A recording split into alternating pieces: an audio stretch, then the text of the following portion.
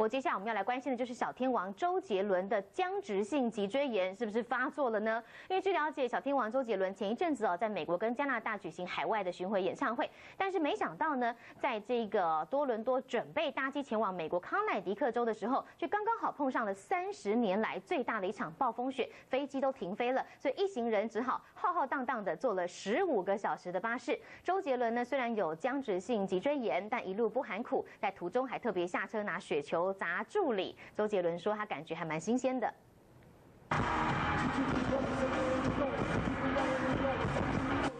一身黄金甲打扮，周杰伦在加拿大多伦多开演唱会，音乐魅力席卷海外歌迷。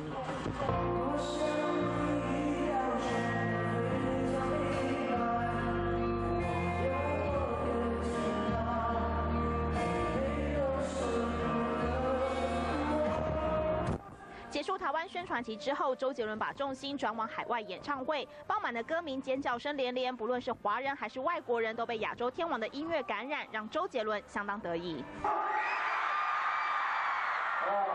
这么多人啊，人多吗？够热情吗？有尖叫声吗？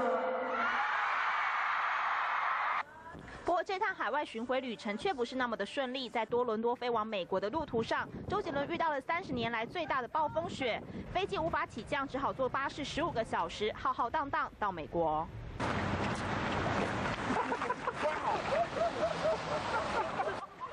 忍着僵直性脊椎炎，周杰伦不含苦，还趁机下车，拿着雪球搞笑。18号将迈入30岁大关的周杰伦，结婚大事没着落，说自己是贪心的艺术家。周杰伦下一步要继续当导演，影坛、乐坛都要当天王。